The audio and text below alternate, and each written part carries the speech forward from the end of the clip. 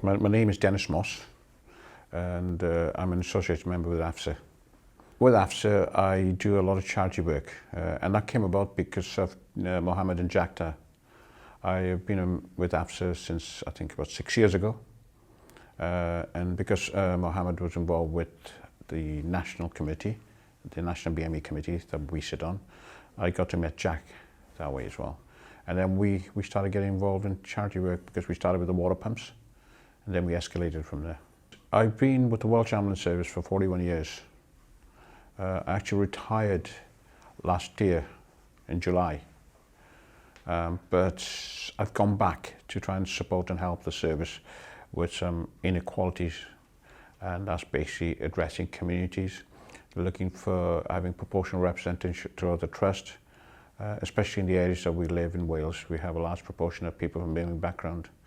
With my experience of the ambulance service and with my understanding of the community as well, that the Chief Exec asked me if I would help and get involved in trying to promote the Welsh Ambulance Service, and that we have a more diverse workforce as well. And that's what our aims are towards working to that, and also to working towards the aims of changing the makeup of the trust board as well, which that's also happening at this present time. So we are making some progress within the trust, which I'm pleased to say, really. Basically, AFSA has given me a lot of knowledge because with all the conferences that they have, and you can basically build on some of the guest speakers, what they've been talking about, especially when they're talking about equality, about inclusion, and different other things like that. So it gives you a lot of knowledge and understanding.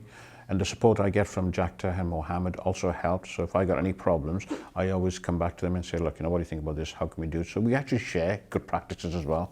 So that's a big support for me, really, in the role that I'm doing. The charity work. Because it started with the water pumps in India. Obviously, I explained that the other night where I was doing the water pumps for AFSA. So AFSA was funding it as well, even though I was paying for my own flights and everything else out there. AFSA was helping to fund it with the water pumps. So what we were doing, we were actually drilling about 700 foot, and we were supplying water for the villages, and just seeing water coming out of that was quite an emotional time for me. Because also it saved so many lives in a village of 85 huts with 5 to 8 members living each, and one water pump supplies all of them with clean water. So because of that, we continued putting water pumps in other parts of the villages in Jamshedpur and outside Jamshedpur as well. And it's just extended from there. So while I was out there, we heard about a child who died in school, 15 years of age, from choking. Having approached that school, because this day and age, I'm thinking that shouldn't be happening. We should be adequately trained to be able to deal with situations like that and any other scenarios that can occur. But what had happened was the fact that they told me that there's no ambulance service as such in place where the villages are and where the schools are. And the ambulance services that are there are usually based in the hospital, and they aren't trained to the knowledge and the depth that we are trained in UK. So I spoke to them and asked them if they'd like to have some first aid training, and they agreed to it. So from that, with the support of Father David, who's a Catholic priest as well, he coordinated everything in India for me.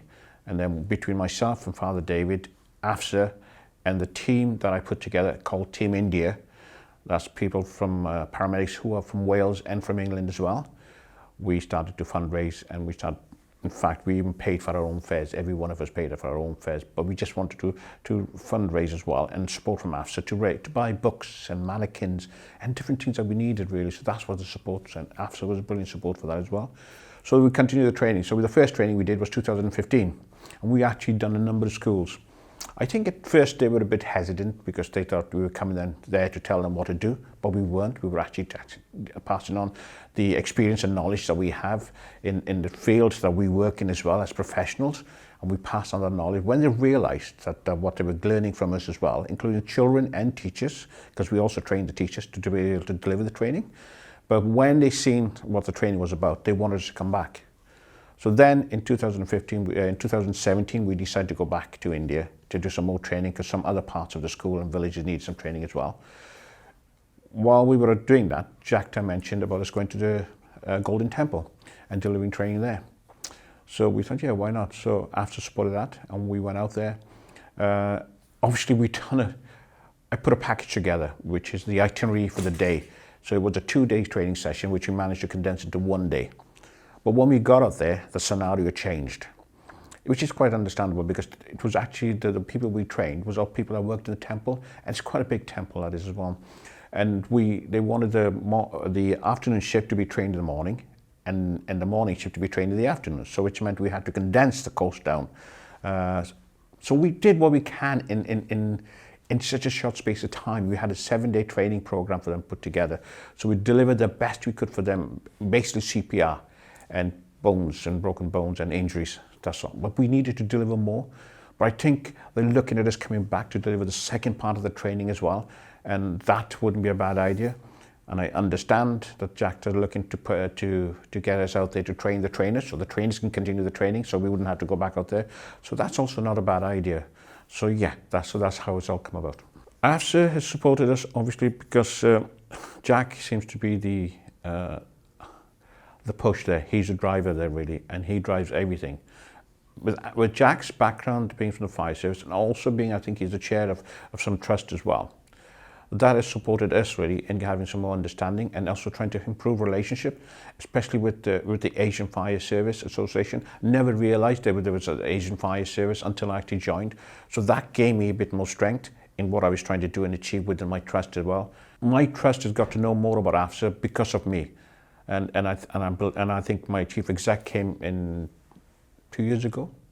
And she actually spoke at the AFSA conference as well. So AFSA is getting that recognition. Jackie's done a lot to try and help us with that and support as well. And he's prepared to, Mohammed comes out and he talks about equality as well. Jack is prepared to do it as well. So there's a lot of support there if they needed the trust. Inspirational, motivated, and AFSA is growing from strength to strength.